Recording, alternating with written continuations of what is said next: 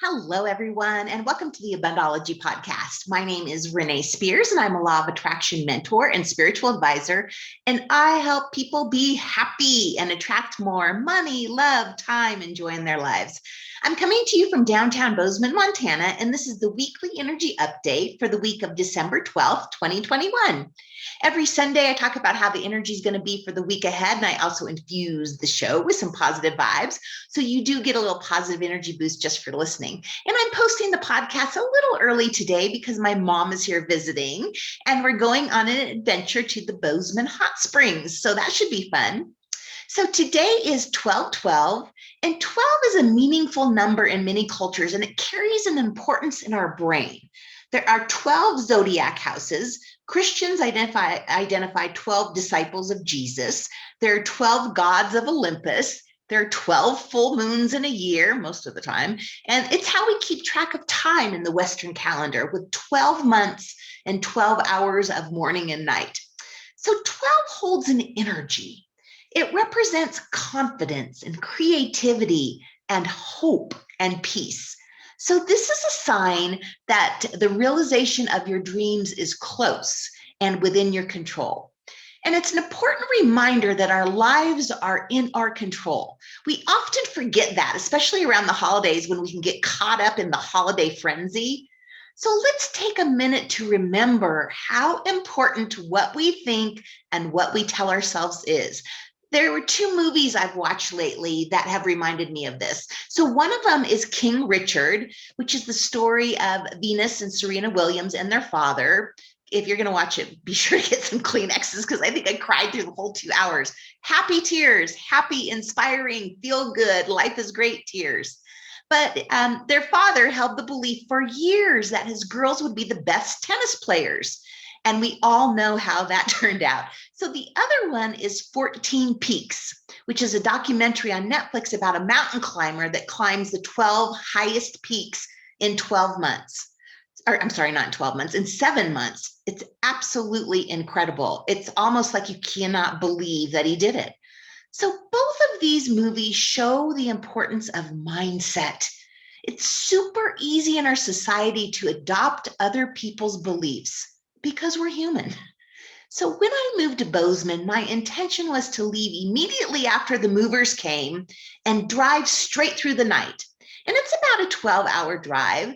So when I told people my plan, all I heard was, "You're going to be so tired. Renee, you usually go to bed at 9 o'clock. You're going to be so tired. Don't do that. Don't fall asleep and get in an accident." Now, the people telling me this cared about me, and they just wanted me to be careful. But when a bunch of people, especially people that are close to you, tell you something, you start to adopt that thinking. So I left, to drive at about 10 at night. And then about an hour into my drive, when I'd had time to think about it for a little bit, it hit me. Like, what am I doing? I talk about the importance of our thoughts for a living. And I am accepting the belief that I'm going to get tired and crash. Like, what the fuck? So I changed my mindset. I changed it to, I'm not going to be tired. I'm going to enjoy this entire drive into my new life, and I'm going to be safe. So my thoughts are stronger than others' fears.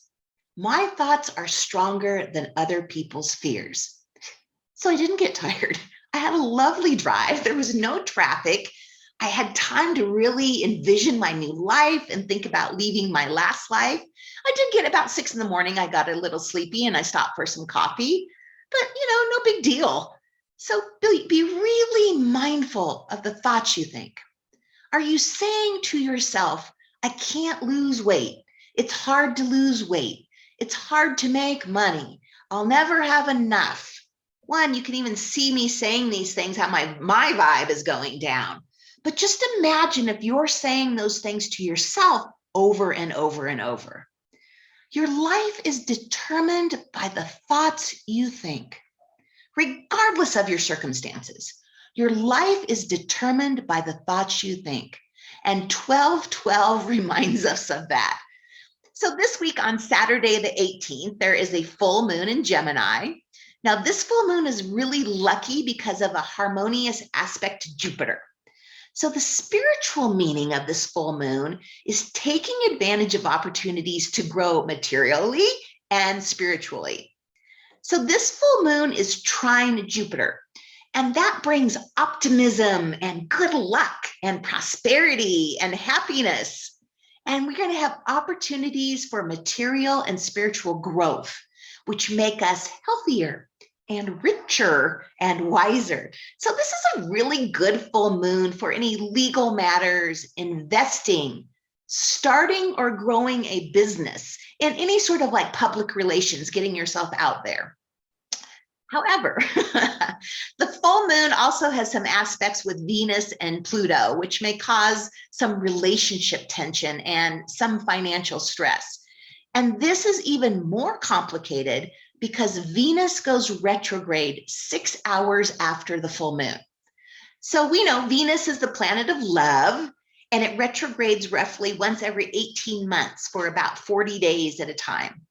And it affects all things ruled by Venus, which would be relationships, affection, money, pleasure, art. So Venus is one of the closest planets to Earth, and because it retrogrades less often than other planets, its retrograde is more powerful than others. You know, some people even say it's more powerful than a Mercury retrograde. So astrologers say that Venus retrograde is not a good time to get married, to begin a new relationship, to buy any big ticket items, or even get a makeover. So I was thinking about I'm getting my hair cut next week, and I was thinking about getting a completely new style. But you know what? I think I'll wait a couple months until this Venus retrograde is over, especially since I have a new hairstylist that I've never been to before in Bozeman. So I think that sounds like a good plan. So of course, one of the things to be most impacted by the love planet's retrograde is love. But this retrograde isn't necessarily a bad thing for relationships. It only brings up any underlying issues that need to be addressed and healed.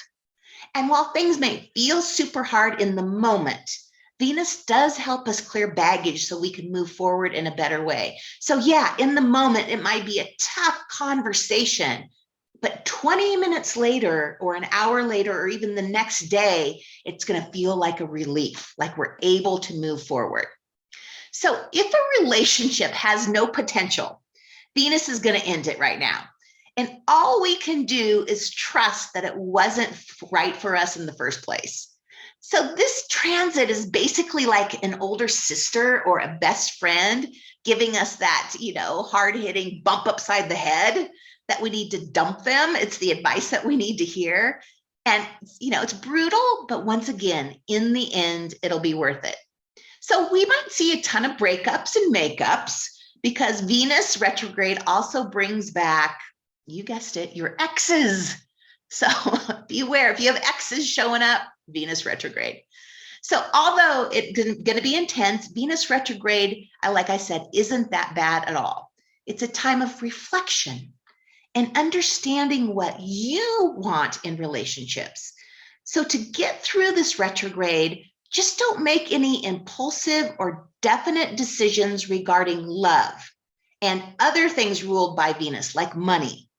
So instead, we're just going to take it easy, wait until the planet, is going forward again in about 40 days, and then decide what is right for us. Same thing with a haircut. Don't get a new style for the next 40 days. So after Venus retrogrades, the great news is we always feel a sense of relief and rebirth, not only in our relationships, but also our sense of self-worth and creativity. We're just cleaning up our relationships right now with love and money. And we're learning from our past mistakes, and we're moving forward in a new way. So to recap this week, we have that lovely full moon in Gemini. And because of a trine to Jupiter, it's full of optimism, good luck, prosperity, and happiness. I will take this little extra jolt of that stuff right now. It'll feel really good. And Venus does go retrograde this week also, which gives us the opportunity to reflect and examine our thoughts about love and money. So for the next 40 days, pay particular attention to what you say to yourself about these things. Are you saying, I will never find anyone? I'm horrible at relationships. I can never save money. I never have enough. Start changing those to, I'll meet someone at the exact right time for my highest good. I can save money. I always have enough. We're getting this time right now to change and practice these before we move forward in a big way in 2022. So a couple of Abundology things right now. I will be doing a podcast with the astrologer, my favorite, Deborah Norton, about what to expect in 2022 astrology. And this week, my spiritual reset sale starts. So this year, I'm teaming up with both Deborah and my friend Jamie, who is an Akashic Records reader, for a super special. You get an hour with all of us. So you get astrology, you get Akashic Records, and you get Abundology with me, all for only $300. So I'm really making an effort to keep prices low so that more people have access. And this is just really an excellent way to get in alignment for 2022 so you can be fully in your power. Anyway, this sale starts this week and gift certificates will be available for it too. So have a wonderful, lucky, prosperous, good energy full moon.